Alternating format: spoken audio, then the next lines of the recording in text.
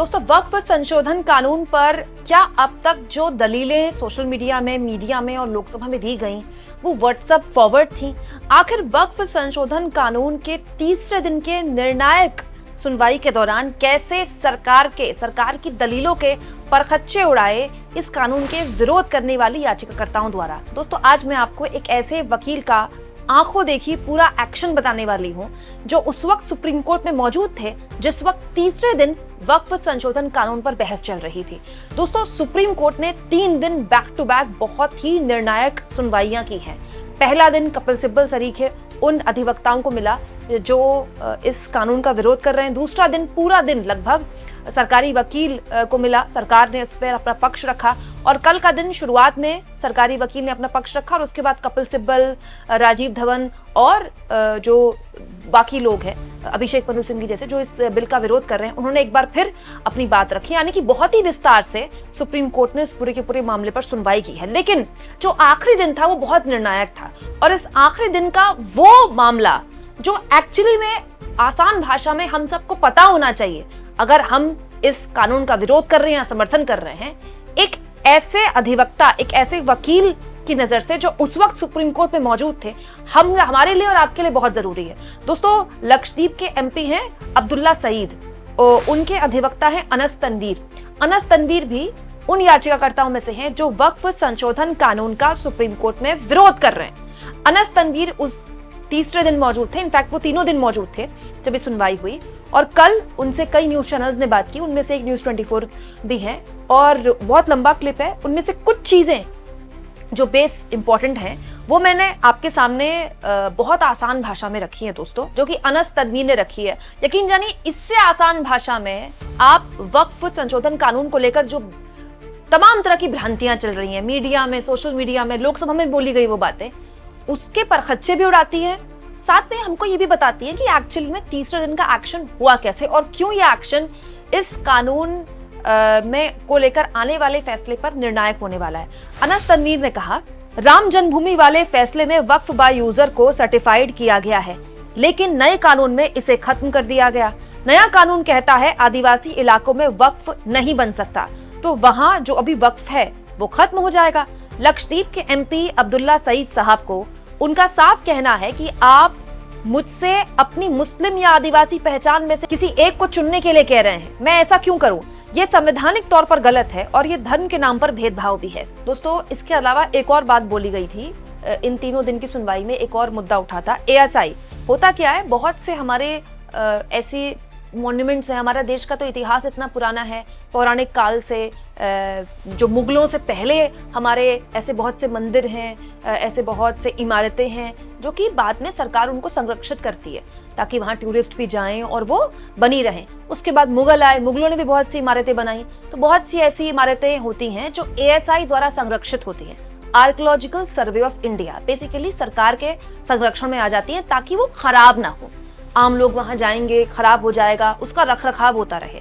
तो अब जो नया कानून आया है उसमें कहा गया है कि अगर कोई प्रॉपर्टी एएसआई के अंतर्गत आ जाती है तो उसका वक्फ खत्म हो जाता है। दोस्तों, इस पर भी वरिष्ठ अधिवक्ता अनस ने कहा, एएसआई द्वारा संरक्षित प्रॉपर्टी को वक्फ से हटाने की बात है, हम उसे भी गलत मानते हैं क्योंकि एएसआई के अंडर आने से ओनरशिप, स्वामित्व नहीं बदलती। ऐसी बहुत सी इमारतें हैं दोस्तों, हिंदुओं की भी, जो एएसआई द्वारा संरक्षित हैं लेकिन वहां पर स्वामित्व नहीं बदलता। जैसे ऐसे बहुत से मंदिर आपको मिल जाएंगे जो कि एएसआई द्वारा संरक्षित है लेकिन वहां आराम से पूजा पाठ किया जा सकता है। लेकिन इस नए कानून के तहत ये कहा गया है कि अगर कोई भी इमारत एएसआई द्वारा संरक्षित हो जाती है तो उसका वक्फ खत्म हो जाता है।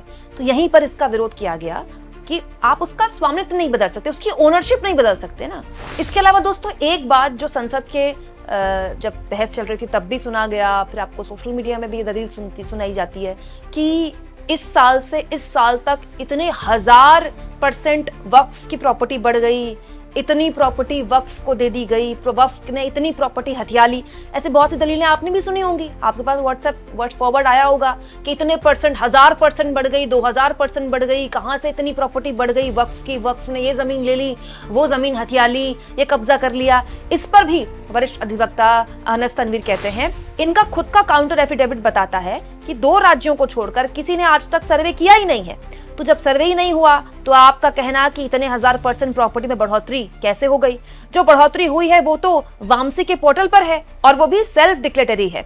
आपने सर्वे नहीं कराया, ये आपकी राज्य सरकारों की गलती है। इसकी सजा आप समुदाय को नहीं दे सकते। दोस्तों यहाँ पर अनस कह रहे हैं कि प्रॉपर्टी में अगर बढ़ोतरी हो भी रही है वक्फ की, तो जो वक्फ की जाती है वो खुद ही बताते हैं, वो खुद जानकारी देते हैं। तो फिर आप ये कैसे कह सकते हैं कि इतने % बढ़ोतरी हो गई? और अगर इतने % बढ़ोतरी आप कह रहे हैं तो आप ये बताइए कि आपके किन किन राज्यों ने सर्वे कराया है? तमाम राज्यों ने क्या सर्वे करा दिया? तो जब सर्वे ही नहीं कराया तो आप कैसे इस तरह की ये बात बोल सकते हैं? और इस तरह के दावे को व्हाट्सएप फॉरवर्ड बोला है अधिवक्ता अनस तनवीर ने कि ये जो बातें हैं ये व्हाट्सएप फॉरवर्ड है। जमीन पर देखिए हमारे देश में कब्जे होते हैं। यही अधिवक्ता भी बोल रहे थे इस इंटरव्यू में कि जमीन पर कब्जे होते रहे हैं, पूर्व में भी होते हैं, अभी भी हैं जमीन पर कब्जे, अलग अलग तरह से किए जाते हैं। लेकिन ऐसा थोड़ी होता है कि कोई झंडा लेकर आया, उसने अपना झंडा गाड़ दिया और कह दिया ये अब वक्फ की हो गई, ये अब जमीन मेरी है। इसका उदाहरण देते हुए जहां पर वो इंटरव्यू दे रहे थे वरिष्ठ अधिवक्ता, वो सुप्रीम कोर्ट का परिसर था, तो उन्होंने कहा कि यहाँ अगर मैं नमाज पढ़ना शुरू कर दूं और कह दूं कि ये जमीन अब मेरी है तो थोड़ी अब आपकी वक्फ की हो जाएगी। इसके अलावा दोस्तों एक और बात जो इस नए कानून में की गई है कि अगर आपको कोई भी प्रॉपर्टी वक्फ करनी है, दान करनी है, तो आपके लिए 5 साल मैंडेटरी है कि आप प्रैक्टिसिंग मुस्लिम हो, मतलब आप मुस्लिम जो इस्लाम है वो प्रैक्टिस करते हो। इस दलील के भी पर खच्चे उड़ाए हैं वरिष्ठ अधिवक्ता अनस तनवीर ने, और उन्होंने कहा है आप कैसे तय करेंगे कि कोई 5 साल से प्रैक्टिसिंग मुस्लिम है? ये बात सच है कि बहुत सारे मुस्लिम नमाज नहीं पढ़ते, बहुत सारे मुस्लिम शराब भी पीते हैं, क्या वो प्रैक्टिसिंग मुस्लिम नहीं है? ये आप कैसे तय कर सकते हैं? उसका सर्टिफिकेट कैसे दिया जाएगा? कैसे कोई इसका एफिडेविट देगा? कैसे कोई इसका सबूत देगा कि मैं 5 साल से प्रैक्टिसिंग मुस्लिम हूँ? बड़ी अजीब बात है दोस्तों। बहुत से हमारे मुस्लिम भाई हैं जो रोजा रखते हैं पूरा रमजान महीना, बहुत से हमारे मुस्लिम भाई हैं जो नहीं रखते हैं, अलग अलग कारणों से नहीं रखते हैं। तो आप किसी के पीछे कैमरा कैसे लगाएंगे कि ये 5 बार का नमाजी है कि नहीं है, ये रोजा रखता है कि नहीं है, ये 5 साल से प्रैक्टिसिंग मुस्लिम है कि 4 साल 365 दिन पूरे इसके अभी हुए नहीं है? ये पॉसिबल नहीं है। यही बात बार बार दोस्तों लोकसभा में चर्चा के दौरान भी उठी थी कि प्रैक्टिसिंग मुस्लिम कैसे आप साबित करेंगे कि ये 5 साल से प्रैक्टिसिंग मुस्लिम? कोई आदमी खुद को कैसे जस्टिफाई करेगा? तो कोई भी बोल सकता है मैं 5 साल से प्रैक्टिसिंग मुस्लिम हूँ। इसके अलावा एक और बात जो कि सुप्रीम कोर्ट में बहस के दौरान उठी दोस्तों, कि जब अगर किसी भी मुद्दे पर किसी भी प्रॉपर्टी को लेकर विवाद होता है, जो कि आसानी से हो सकता है, और अगर वो विवाद बढ़ जाता है और वो विवाद कोर्ट तक चला जाता है, तो जो प्रॉपर्टी है वो सीज हो जाएगी। इसका भी विरोध किया है वरिष्ठ अधिवक्ता ने, और उन्होंने कहा हाँ ऐसे में वो वक्फ ही नहीं रहेगी। विवाद तो किसी भी प्रॉपर्टी में हो सकता है, विवाद हुआ तो मामला कोर्ट में जाएगा, कोर्ट गया तो मामला विवादित हो गया, तो ये तो आपको मौका मिल गया प्रॉपर्टी सीज करने का। और दोस्तों हमारे देश में तो किसी भी चीज पर विवाद हो सकता है। आप ये सोचिए ना, कोई बहुत बड़ी प्रॉपर्टी है वक्फ की, और उस बहुत बड़ी प्रॉपर्टी के किसी छोटे से हिस्से में विवाद हो गया, ठीक है, और विवाद हो गया तो वो मामला चला गया कोर्ट में, तो वो पूरी की पूरी प्रॉपर्टी विवादित हो गई, तो पूरी की पूरी प्रॉपर्टी विवादित हो गई तो वो सीज हो गई।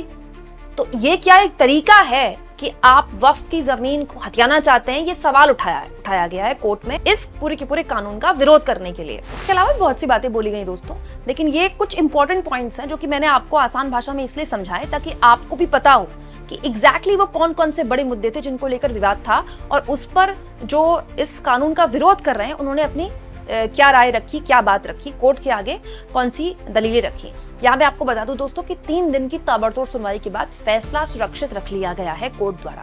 अब कोर्ट कब फैसला सुनाता है इस बारे में कोई जानकारी नहीं है। आप इस मुद्दे पर क्या सोचते हैं कमेंट बॉक्स में जरूर लिखें, और जितना हो सके दोस्तों चैनल को शेयर करें, सब्सक्राइब करें, और थैंक्स और ज्वाइन दोस्तों ये 2 ऑप्शन है जिसके जरिए आर्थिक तौर पर भी अगर आप चाहें तो चैनल के हाथ मजबूत कर सकते हैं।